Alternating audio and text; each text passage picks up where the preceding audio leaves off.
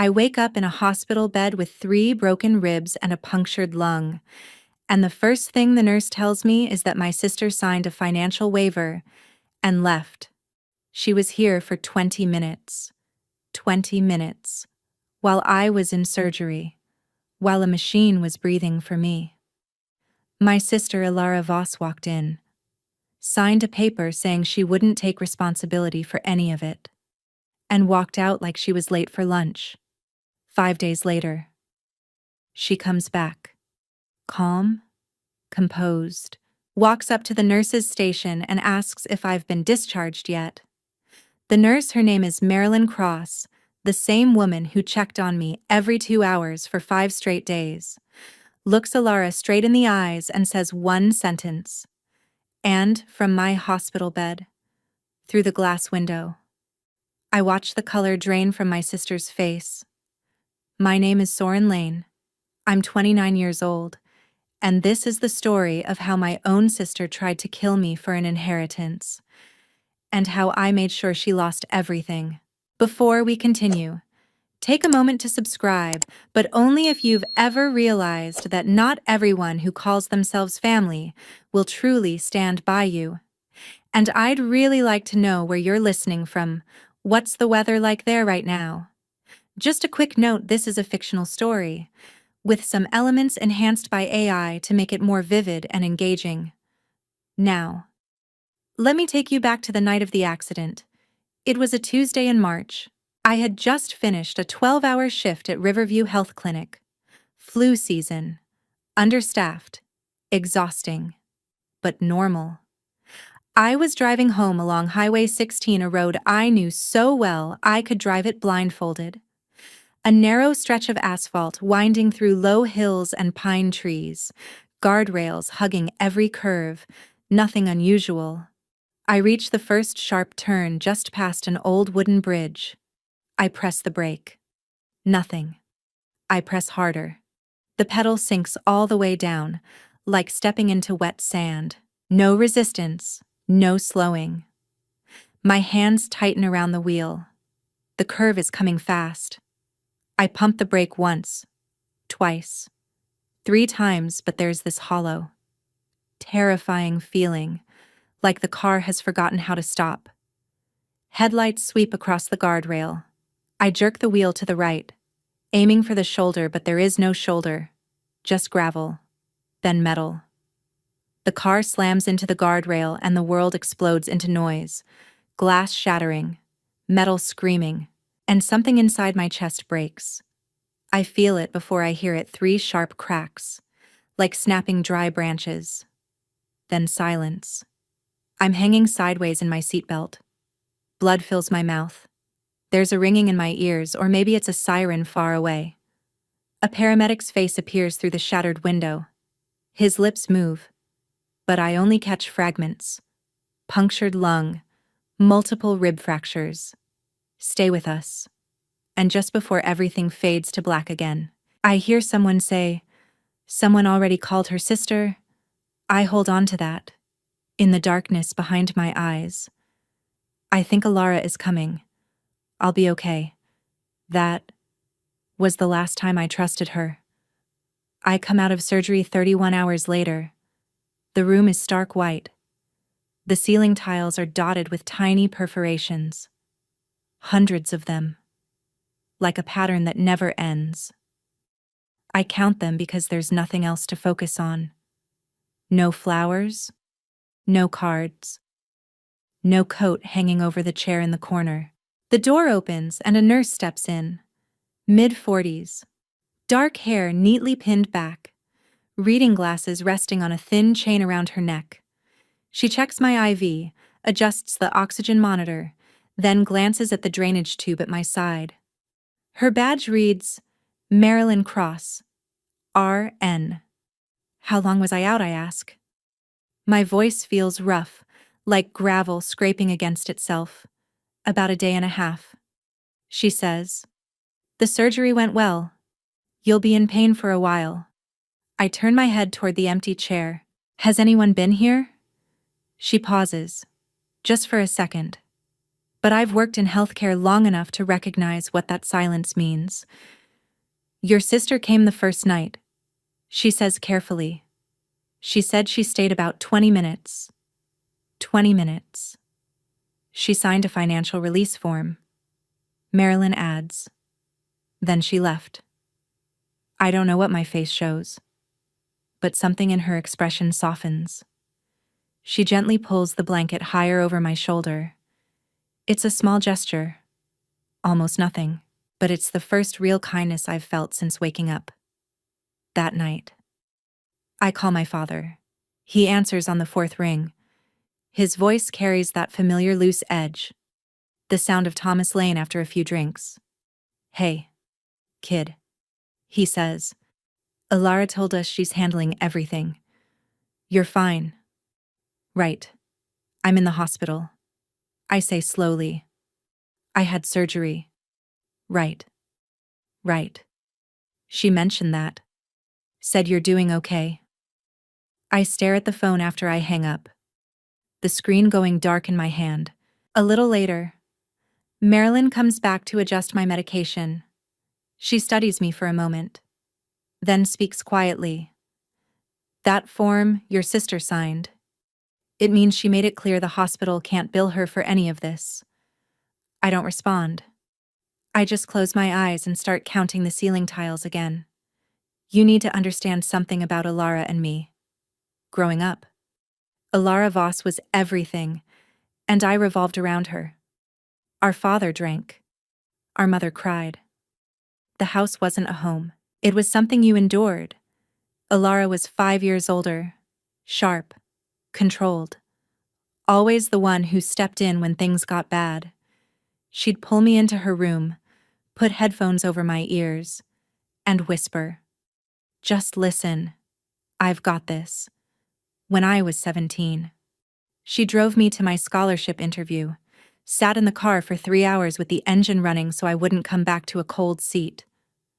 When I got back, shaking, she smiled and said, "You're going to get it. You're going to leave this place, and I'm going to be proud of you." I believed her, every word. What I didn't see back then was the pattern. Every favor came with a cost. Every kindness had a memory attached to it. "I've done so much for you," she would say. Like it was nothing, like commenting on the weather.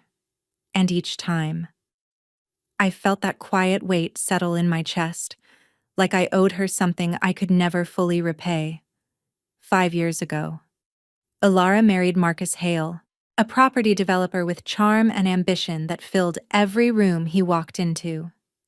She moved into a beautiful house in the upscale part of Brighton Vale, joined charity committees, started introducing herself as Mrs. Hale at events, to her friends. I was just my little sister. Soren. She's a nurse. She'd tilt her head when she said it. Like it was sweet. Like it was small. Our grandmother, Evelyn Lane, understood before I ever did, the last time I saw her. She held my hand and said, "Your sister loves the image of family. You love the people themselves." I didn't understand then. I do now. By day 3 in the hospital, I'm propped up against pillows, trying to eat applesauce with my left hand because my right side is covered in bruises. That's when Caleb Turner walks in. Caleb and I went to college together. Caleb runs a small auto shop on the outskirts of town now. The kind of place where engines get treated like patients and every problem has a story behind it. We're not as close as we used to be, but he's the kind of person who shows up when it matters. He heard about the accident from someone we both knew and drove straight here. He drops into the visitor's chair, the one that's been empty until now, and sets a paper bag of donuts on the table beside me. Then he leans forward, elbows on his knees, and something in his expression shifts. "Soren, I need to tell you something." "Okay." "Your car got towed to Dalton's yard. I went over there this morning. Figured I'd check it out. See how bad it was. Insurance is going to need a report anyway." He pauses. rubbing his hands together like he's trying to warm them. The brake line didn't fail. He says, "It was cut. Clean. Like someone used a blade or a cutter. That doesn't just happen." The room tilts slightly, like the ground has shifted beneath me. "That's not possible." I say, "I took pictures." He replies, "I'll send them to your insurance company. But I wanted you to hear it from me first." I stare up at the ceiling tiles again. Caleb waits. "Who had access to your car?" he asks quietly. "Before the accident." And there it is. The question I don't want to answer. Because the night before, everything happened. I had dinner at my parents' house. My car sat in the driveway for hours. And Alara was there too. Caleb watches me carefully, like he's afraid of what I'm about to realize. And I understand then that he's not worried about the car. He's worried about me. On the fourth day, my phone rings at 9:14 in the morning. Alara's name lights up the screen. I let it ring 3 times before I answer. "Soren." Oh my God. I've been meaning to call. Things have been crazy with the gala, and Marcus has been out of town. "How are you feeling?" Her voice is smooth, warm, effortless. The voice of someone who hosts perfect dinners and never lets anything burn. "I have 3 broken ribs and a punctured lung." I say, I know. Mom told me the surgery went well." "That's amazing." "Listen, have they said when you'll be discharged? I need to plan ahead." I pause. "Plan what? The charity gala?" "It's coming up soon. I want to make sure we present a united family. People keep asking about you." She hasn't asked how the surgery felt.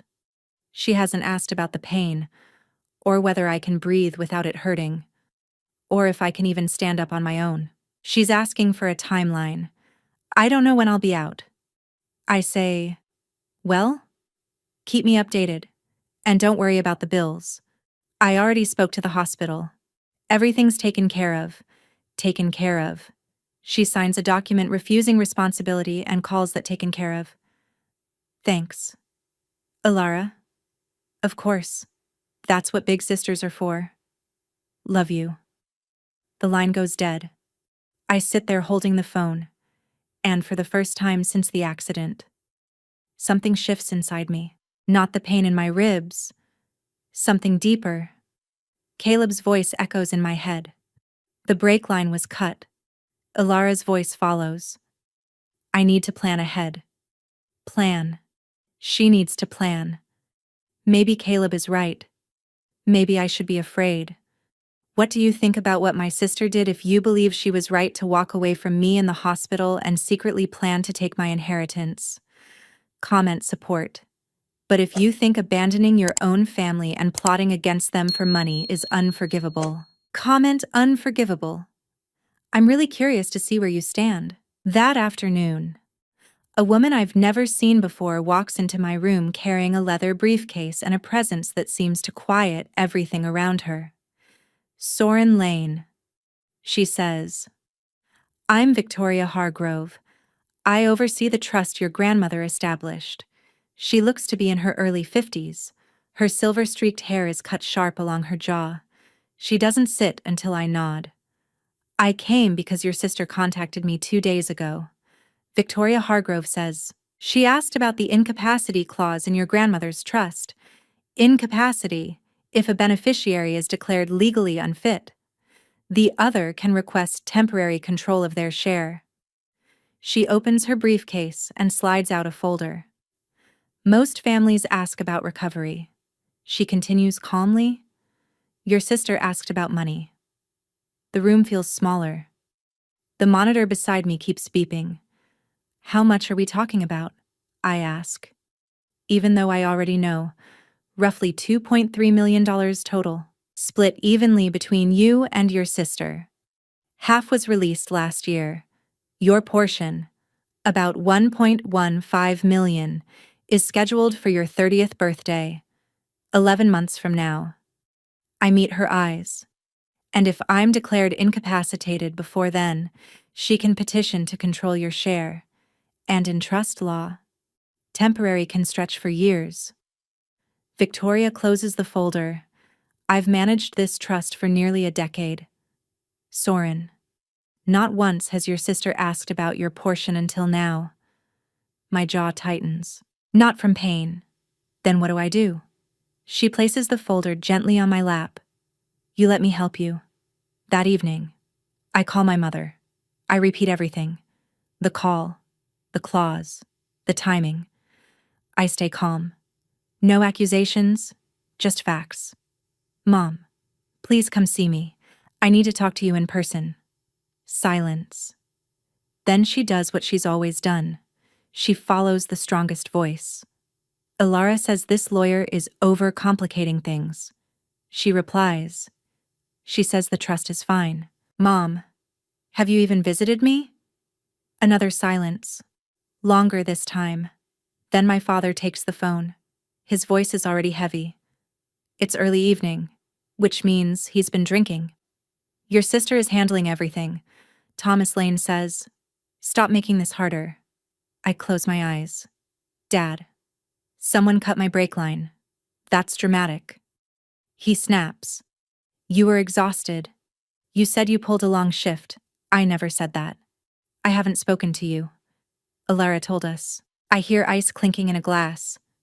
Good night. Dad. I end the call and let the phone fall onto the bed. A few minutes later, Marilyn comes in. She checks my vitals, adjusts the oxygen. Then she pauses, really looking at me. For what it's worth, she says quietly. I've seen a lot of families in this ward, the ones who don't show up.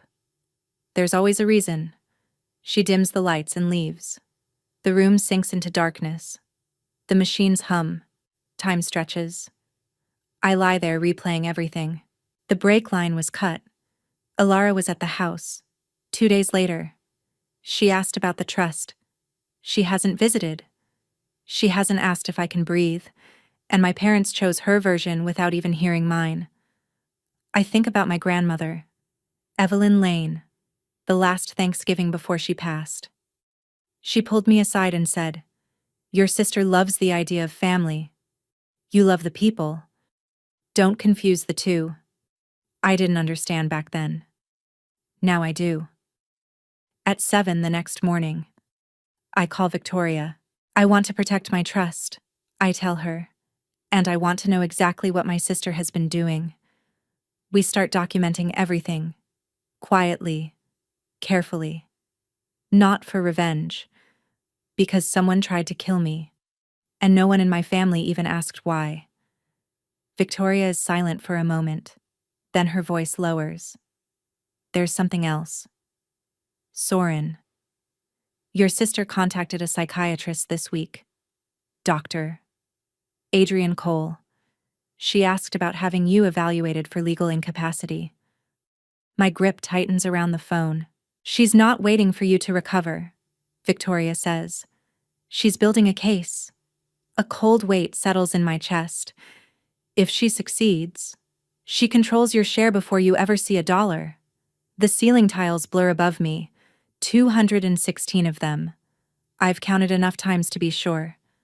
Then we move faster. I say quietly, faster than she does. I take a breath. You need to understand my sister. The real version. Not the one people see online. Ilara married Marcus Hale because he was charming, confident, and promised her a life where money would never be a problem. For a while. He delivered. He flipped properties, closed deals, drove a black luxury SUV that turned heads wherever he went. They bought a house in Silverwood Heights, 4 bedrooms, wide porch. The kind of place that looks successful before you even step inside. For 3 years. Everything worked. Then Marcus bet everything on a development called Crestline Ridge. 20 luxury homes on a hillside outside the city. He borrowed heavily, nearly $2 million. The project stalled. Permits dragged. Investors pulled out one by one. The bank started sending letters. Then more letters. Ilara found out when her card was declined at a restaurant, right in front of her social circle.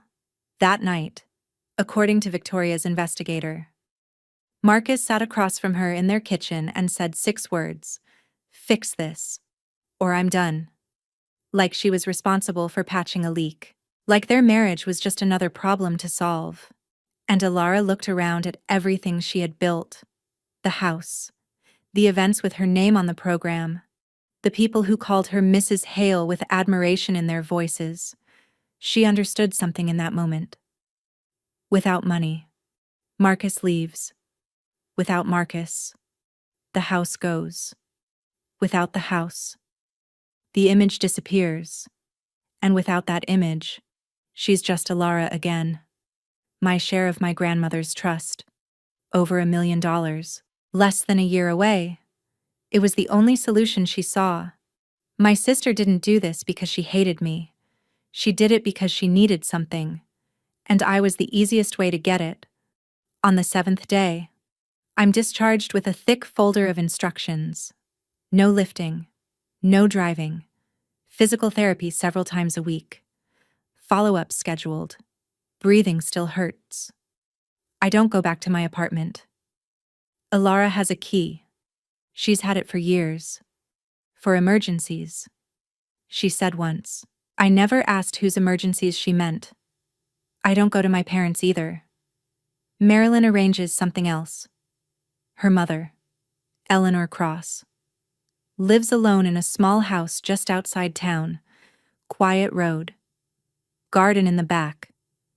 A cat that sleeps by the heater like it owns the place. She's 72. Sharp-minded. And doesn't ask questions she doesn't need answers to. You can stay as long as you want, Marilyn tells me, handing me a bag of clothes she picked up for me. Your family won't find you here, for the first time in my life. I don't tell my family where I am. I don't text Ilara. I don't update my father. I don't call my mother. I sit in Eleanor's guest room, ribs aching, breathing shallow and careful. And I feel something I haven't felt in years. Quiet. Not the kind that comes from being ignored, the kind that comes from being safe. That evening, Victoria sends me a secure email. The subject line reads, Gala, Brighton Vale Country Club, June 12th. The message is short. Your family's annual fundraiser is in 4 weeks. Your sister is leading it. She won't miss it. It's her stage. That's where she's strongest, and where she's most exposed. Think about that. I read it twice. Close the laptop. And for the first time since the crash, I sleep without dreams. 3 days later, my cousin Lena Ward calls. She's 26. My aunt's daughter. The only person in the family who replies to messages the same day. She's been my quiet connection through all of this. Now her voice is tight. Controlled. Like she's holding something back. Ilara hosted dinner last night. She says, at your parents' place. Okay. She cried. Real tears. Sat at the head of the table and told everyone you're pushing the family away. That you're unstable. That she's tried everything to help you. I close my eyes. The cat presses against my side. Warm and steady. What did they say? Your dad agreed with her. Your mom held her hand. Everyone comforted her. And you. I sat there and ate. I almost believed her. Soren. She was that convincing. I take a breath. Pain flares sharp across my ribs. There's more, Lena adds. Voice lower now. She called your clinic, asked about mental health leave, specifically what it takes to put someone on involuntary leave. The room goes still. She's not just talking. Lena says, she's building something. I stare at the ceiling. No hospital tiles here. Just old plaster. Cracked slightly like a river line. Thank you for telling me. I say. What are you going to do? I'm going to let her keep talking. The more she says, the deeper she traps herself. 2 days later, Victoria arrives at the house with a thick folder and a man I don't recognize. Soren. This is Daniel Reeves, former state investigator. He's working with me. He's in his 50s. Compact. Solid. The kind of man who wastes nothing. Not even movement. He shakes my hand carefully, then sits across from me at the kitchen table. Let me show you what we have, he says, laying out photos. These are from the inspection and the insurance follow-up. Your brake line wasn't worn down. It was cut cleanly. He taps another document. This is a receipt from a hardware store in Eastbridge. Brake line cutters. Purchased 3 days before your accident. Paid with a card ending in 8823. I already know. Whose card, I ask anyway? Alara Hale. I stare at the number on the page. $35. That's what my life was worth. Daniel continues. We also obtained security footage from your parents' neighbor. Their camera covers part of the driveway. At 11:47 p.m. the night before the crash, someone walks from the house toward your car. The image is grainy, but the shape, the posture, the clothing. It's enough. Victoria opens another file. There's also a call record. Marcus Hale called your sister at 11:30 p.m. That call lasted 11 minutes. 17 minutes later, that figure appears on camera. 11 minutes. Then someone walks outside with a tool and takes my brakes apart. I lean back in the chair. My hands are steady. My voice is steady. Everything inside me is not. What's the next step, I ask. I stop for a second and look at the receipt again. A stranger's kitchen, broken ribs, and proof that my sister planned it all. For $35. Victoria calls me the next morning, and there's something different in her voice. Sharper. Focused. The tone of someone who knows time is running out. Alara contacted the bank yesterday. She says. She filed an emergency request, claiming you're incapacitated and unable to manage your finances. Can she do that? She can file the request, but the bank requires medical proof. She doesn't have it yet, but she's already reached out to a psychiatrist. And she's pushing. What did you do? I contacted the bank immediately. Confirmed you are fully competent. Made it clear that any transfer without your approval would result in legal action. Did they stop for now? But your sister won't stop. She'll look for another way. Victoria is right. That afternoon, my phone lights up with Alara's name. I let it ring. Let it go to voicemail. The message is soft, almost sweet. Hey, Soren. I heard you got a lawyer involved. That really hurts. I thought we could handle this as a family. Is this what Grandma would have wanted? She says it so gently you'd almost believe her. She uses our grandmother's name like a shield. I play the message for Victoria. She's testing you. Victoria says, seeing if guilt still works? It doesn't. Good. Because she'll push harder. I delete the voicemail, then I change my lock screen. The photo of me and Alara from last Christmas disappears. Replaced by a blank blue screen. It's a small change. But small changes matter when you're tearing down something built on lies. Daniel keeps digging. That's the polite way to describe it. The truth is, he doesn't stop. Within days, he maps out Marcus Hale's financial situation in full detail. The Crestline Ridge project never even started construction. Permits stalled. Environmental issues delayed everything. Investors backed out. Marcus now owes close to $2 million across multiple lenders, and the interest alone is crushing him. Then Daniel finds something else. Marcus has been meeting with a divorce attorney 3 times in the past 2 months. He's preparing to leave her.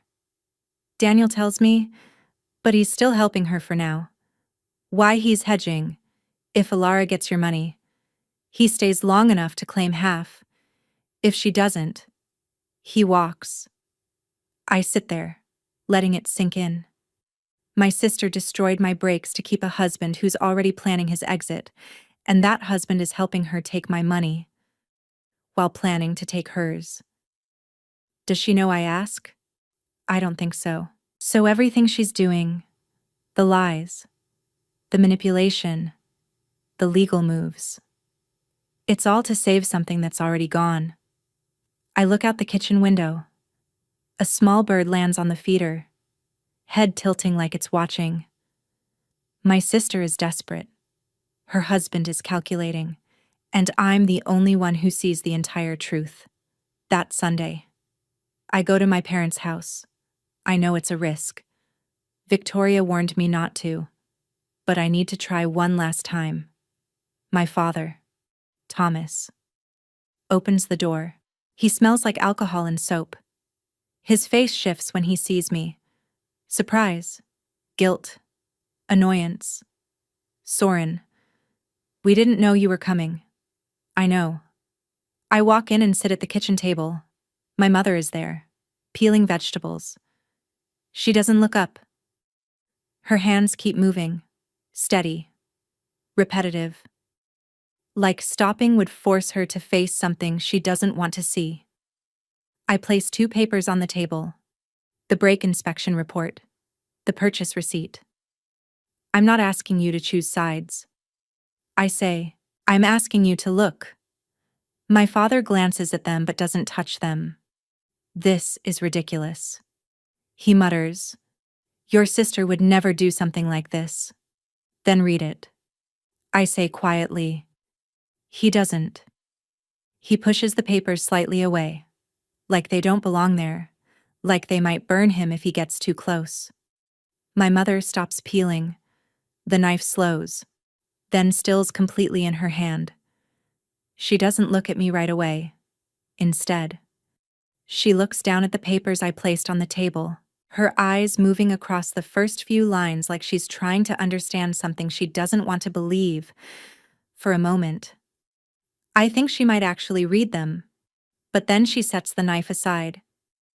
Alara told me you might do this, she says quietly. She said you'd try to turn us against her. There's no anger in her voice, just something tired, something resigned. I feel something inside me tighten. I push my chair back and stand. The legs scrape against the floor, sharp and loud in the silence of the kitchen. It feels final. I'm not trying to turn you against anyone. I say. My voice is steady. Even though everything inside me is not, I'm trying to stay alive. And you won't even read 2 pages. Neither of them answers. Neither of them moves. So I walk out. The door closes behind me with a sound that echoes longer than it should. Outside, the air feels colder than it did when I arrived.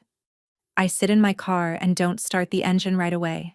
My hands rest on the steering wheel, gripping it tightly. In the exact same position they were in the night everything went wrong. The memory hits me all at once. The curve, the brake pedal sinking, the moment I realized something wasn't right. And for the first time since all of this started, I brake. Not loudly, not dramatically, just quiet tears that come without warning and don't stop right away. I let them fall, because there's no one here to see them. No one here to tell me I'm overreacting. No one here to rewrite what happened. When it passes, I take a breath, wipe my face, and start the engine. And this time, when I pull away from the house, I don't check the rearview mirror. I don't need to. The next 3 weeks move slowly, almost like time itself is being careful with me. Healing doesn't happen all at once. It doesn't arrive in a single moment where everything suddenly feels better. It fades in. The pain shifts. The sharp edges dull. My ribs stop screaming with every breath and settle into a constant ache that reminds me they're still there, still healing, still not ready to be forgotten. Twice a week, I do physical therapy in Eleanor's living room. The space is quiet, filled with soft light and the occasional sound of her cat moving across the floor. The cat watches me like it's supervising every movement, judging every stretch and every slow breath I take. It's almost comforting. Meanwhile, Victoria works. Methodically. Precisely. Every piece of evidence is collected, organized, labeled, and placed into a growing binder that becomes heavier with each passing day. The brake inspection report, Caleb's photographs, the receipt from the store, security footage from the neighbor's camera, phone records showing the timing of calls, Alara's contact with the bank, her inquiries to the psychiatrist, Marilyn's written statement about the night I was in the hospital. Each piece on its own might be explained away. Together, they form something undeniable. Then Daniel adds one more detail. Marcus purchased gloves the same day as the Cutters. Same store, same transaction, $42 and change. That's what it cost to try to erase me. I stare at that number longer than I expect to. Not because of the money, because of what it represents. How something so small could be used to destroy something so big. Victoria doesn't hesitate. She files 2 actions at the same time. A criminal complaint for tampering with my vehicle, and a civil petition to remove Alara from the trust under a clause that disqualifies any beneficiary who attempts to harm another. The criminal case will take time. She tells me during one of our calls, but the civil case will move faster. And the gala is in 10 days. I pause. You think that matters, I ask. I think your sister lives for an audience, Victoria says. And the only way to stop a performance is to expose it in front of one. 10 days. The number hangs in the air like a countdown. Lena becomes my connection to everything happening on the other side. She calls me often, sometimes more than once a day, updating me like she's reporting from somewhere I chose to leave behind. Alara posted again. She tells me one afternoon. Her voice is flat, almost detached. She's at the country club, arranging flowers. Caption says family means everything. How many likes, I ask? Over 200. Your mom left a heart. I almost laugh. Almost. Lena tells me about a lunch Alara hosted for her charity circle. Everything was perfect. The setting, the food, the way she carried herself, and the story she told. That I was recovering, but difficult. That she had tried everything to help me, but I wouldn't let her. Did anyone question her, I ask? No. Lena says. They ordered dessert. That answer says more than anything else. Then Lena adds one more detail. Alara put your name on the guest list for the gala. She says, she wants you there? Why? So she can show everyone everything is fine, that everything is still under control, that nothing is broken. I hold the invitation later that night. The paper is thick, expensive. My name is written in careful, practiced handwriting.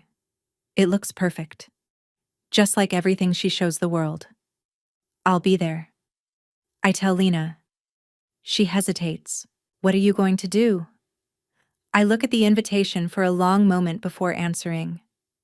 I'm going to let her have her stage. I say. And then I'm going to give her something she can't perform her way out of. There's silence on the other end of the line. Then she says quietly, I'll save you a seat. 10 days pass faster than I expect. Suddenly, there are only 3 left. Victoria and I meet at a small diner outside of town. Neutral ground. Quiet. She slides a single sheet of paper across the table toward me. Everything is there.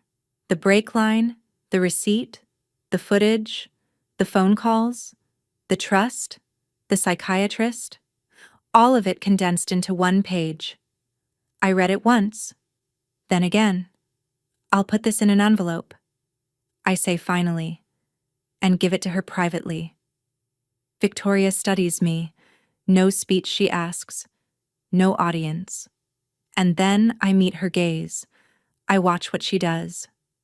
I say, because she can act her way through anything until she knows the truth is already out. Victoria nods slowly. What if she stays calm?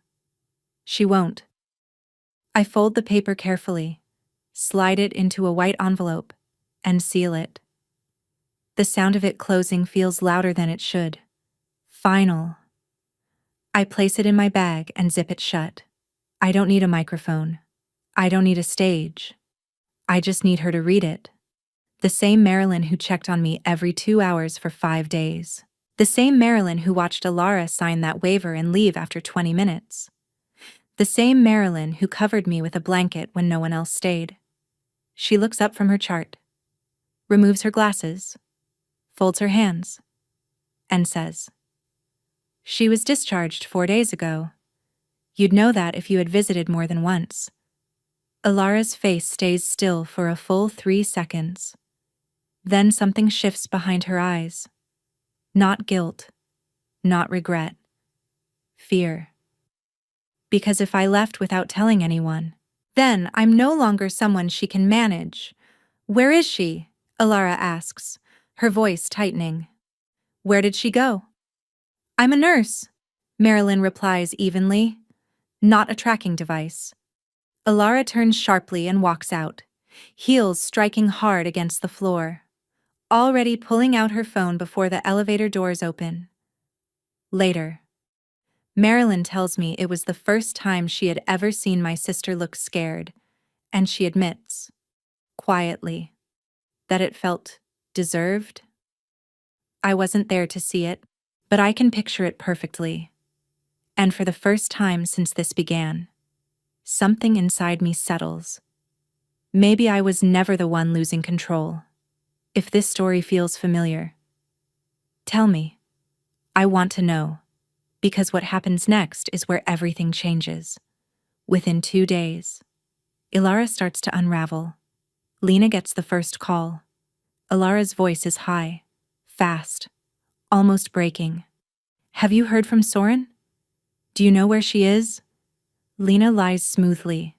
"No. Maybe she just needed space." Space. Alara snaps. She needs to come home. Then she calls the clinic. They tell her I'm on extended leave. Nothing more. She calls my mother next. But my mother has nothing to give. Because I told her nothing.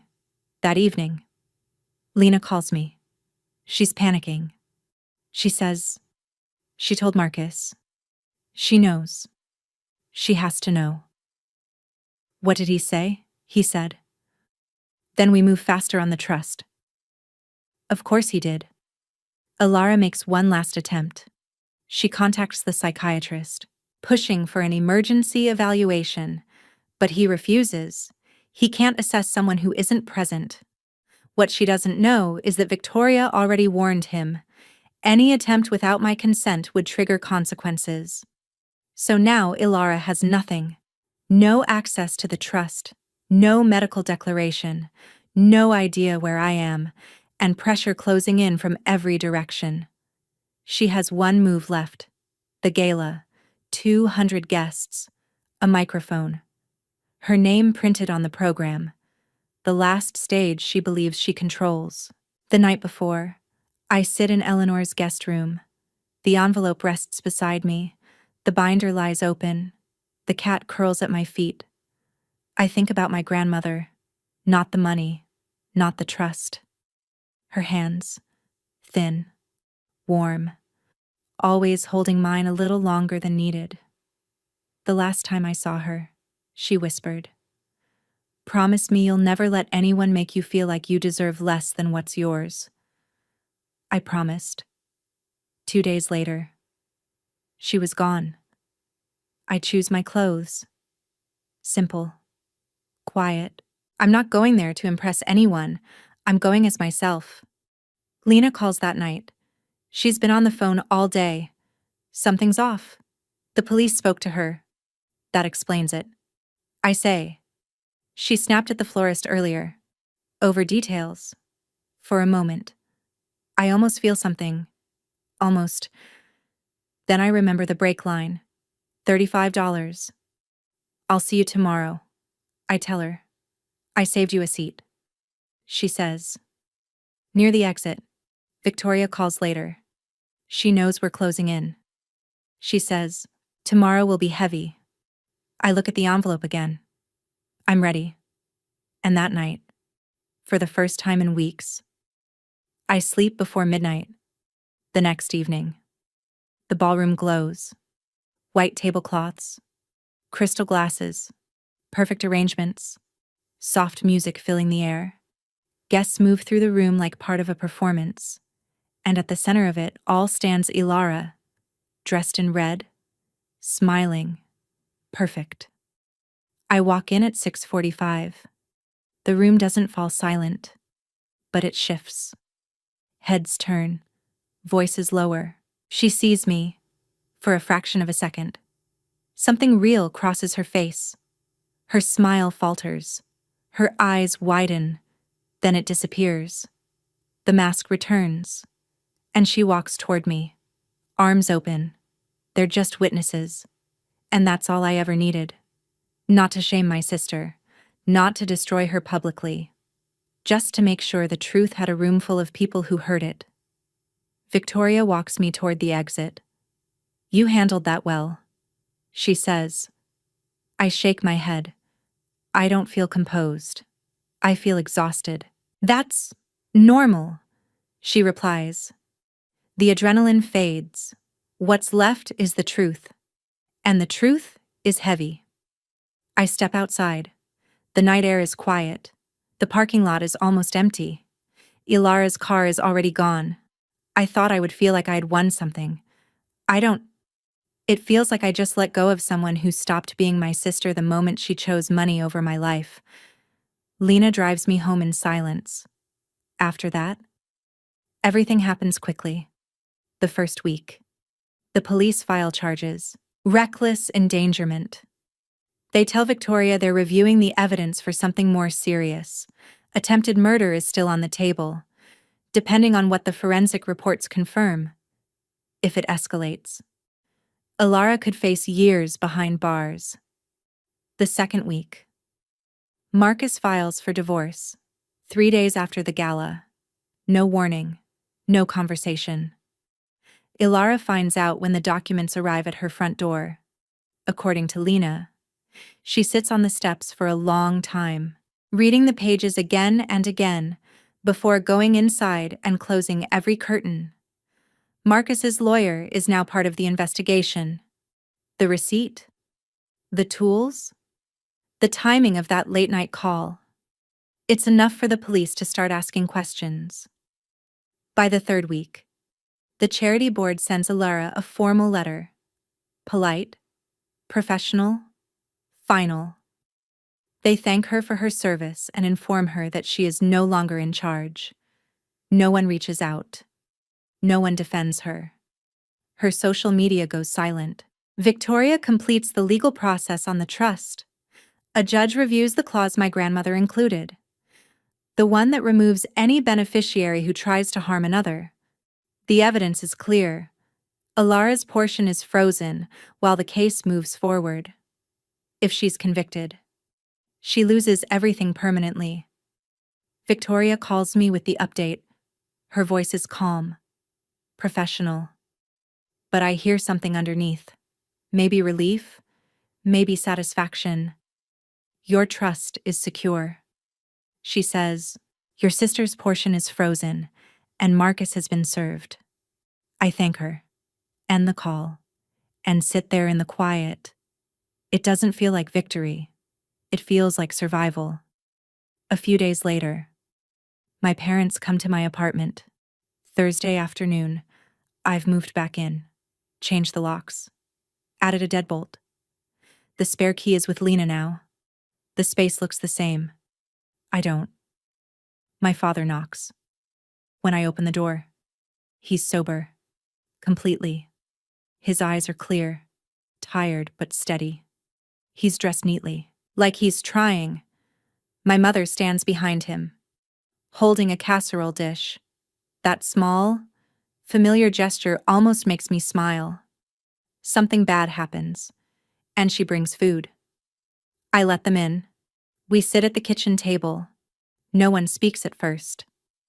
My mother places the dish on the counter, then folds her hands, unfolds them, then folds them again.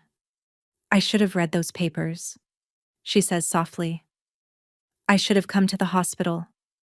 My father stares down at the table. I believed her. He admits. It was easier. I listen. I don't interrupt. I don't raise my voice. There's nothing left to prove. I love you, I say finally, and I mean it. But that doesn't mean everything goes back to normal. You chose her version of the truth for years. I need time. My mother's expression breaks. My father nods slowly, like it costs him something to do it. How much time, she asks. I don't know. That's the truth. My father stands, resting his hand on the chair for a second, not because he's unsteady from alcohol, but because this is heavier than that. Your grandmother would be proud of you, he says quietly. I wish I could say the same for myself. They leave. The casserole stays. I eat it alone that night, and it tastes exactly like home. A week later, a letter arrives, delivered by Alara's attorney, not by her. Plain paper, handwritten. I sit at the kitchen table with a cup of coffee and open it. There's no apology. She was never good at those. Instead, she writes the truth. I didn't plan it for long. Just one night. Marcus said he was leaving. I panicked. That doesn't excuse it. But I wasn't always this person. 9 sentences, no excuses, no pleading, just something tired and stripped down. I read it twice. Then I set it aside and stare out the window. I remember her at 15. The night everything in our house shattered. She pulled me into her room, covered my ears, held me until I stopped shaking. She was just a kid, trying to protect me, and I remember her now, standing in the dark with a tool in her hand, cutting the brakes on my car because someone told her to fix a problem. Both of those versions are real. Both are Alara. I fold the letter and place it in the drawer, not in the trash, not with the evidence, not somewhere I'll see it every day, just somewhere it can exist without owning me. I leave the letter in the drawer, not hidden, not erased, just there. A truth that exists without taking over my life. She wasn't always like this, but she chose to become this person, and I can mourn who she used to be without forgiving who she became. I close the drawer and finish my coffee. It's cold now, but I drink it anyway. That Friday night, Lena shows up with grocery bags and a playlist already playing from her phone. We're making pasta, she announces, slipping off her shoes at the door. Grandma Evelyn's recipe, the one with brown butter and sage. We cook together in my small kitchen, windows open, cool air drifting in. She chops garlic like she's been trained professionally. I watch the butter melt, turning from pale gold to deep amber. The smell filling the room, warm and familiar. Grandma always said you were the strong one, Lena says, still focused on the cutting board. I'm not strong, I reply. I just got tired of carrying everything alone. That's the same thing, she says. We eat at the same table where I read that letter, where I showed my parents the truth, where I sat alone too many nights. But tonight feels different. 2 plates, 2 glasses. Bread on the table because Lena insists it helps. Later, Caleb drops by to return a book he borrowed months ago. He stays, eats more than he planned, tells a story about a customer who brought in a lawnmower for an oil change. We laugh, a real laugh, the kind that fills your chest, even if it still hurts a little. Marilyn calls to check in. Eleanor sends a message saying the cat misses me. I look around the kitchen. These people. A cousin. A friend. A nurse. A woman who opened her home to me. They're not the family I was born into. They're the family I have now, or maybe the ones who chose me. Because family isn't about blood. It's about who shows up when you need them most. 6 months later.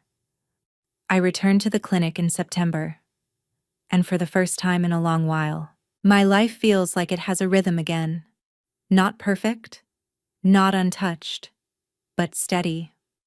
On my first shift back, the front doors slide open, and everything looks exactly the same. The same chairs in the waiting area, the same muted hum of conversations, the same faint smell of antiseptic and coffee blending together in a way that only makes sense in a place like this. Carla is behind the front desk, just like she has been for over 20 years. She looks up, sees me, and smiles in that calm, familiar way of hers. No surprise, no drama, just recognition. "Good to have you back," she says, handing me a cup of coffee like no time has passed at all. Flu season starting early. That's it. No speeches, no questions, just work waiting for me. And I realize, standing there with that warm cup in my hands, that I miss this more than I ever thought I would. There's something comforting about routine, about knowing what comes next, about being needed for something simple and real. My body is still healing, but it's stronger now. The pain is no longer sharp and overwhelming. It lingers quietly, like a reminder of what happened. But it doesn't control me anymore. I move through the day slowly at first. Careful, aware of every breath, every step. But as the hours pass, something settles into place. This is where I belong. The second part of the trust comes through on my 30th birthday, a Tuesday in October. If you looked at the calendar, it would seem like any other day. Nothing special, nothing marked. But underneath that quiet surface, everything shifts. Victoria calls me in the morning. Her voice is steady, professional. But there's a softness to it this time. "The transfer is complete," she says. $1.15 million. The number sits there for a moment, heavy and real. When I check my account, it feels less like receiving something and more like closing a chapter. Like a line has finally been drawn between what happened and what comes next. I don't rush to spend it. I don't celebrate it. Instead, I take a portion of it and set up something that feels right. A scholarship in my grandmother's name for nursing students at the local community college. I think about her when I do it. The way she used to talk about nurses. They're the only ones who really listen, she would say. She believed that deeply, and I think she would have liked this. My father changes too, in his own quiet way. About 6 weeks after the gala, he joins a recovery program. At first, I don't believe it will last. I've seen him try before, but this time is different. He goes to meetings twice a week, every week. He stops drinking completely. He doesn't talk much about it. In fact, he doesn't talk much at all. But when he does, his words are slower, more deliberate, like he's choosing them carefully. Like he's learning how to speak honestly again after years of hiding behind something else. It's not perfect, but it's real. My mother calls me every Sunday at noon. At first, I almost don't answer. Not because I don't want to, but because I don't know what to expect. But I do. Every time. The calls are short. 5 minutes, sometimes 7. She tells me about her garden, what's growing, what didn't survive the weather. I tell her about the clinic, about patients, about small, ordinary things. We don't talk about Alara, not once. There's a quiet understanding between us, a space neither of us is ready to step into yet. The conversations are awkward sometimes, There are pauses, moments where neither of us knows what to say next, but they're honest. And for now, that's enough. I haven't invited them over yet. Maybe one day I will, but not now. Some things take time. Alara is still waiting for trial. The charges against her were increased after the forensic reports confirmed what we already knew. The tool marks matched. There was no doubt left. She's out on bail, living somewhere across the county, out of sight, but not out of consequence. Marcus is gone. He left quietly, just like that.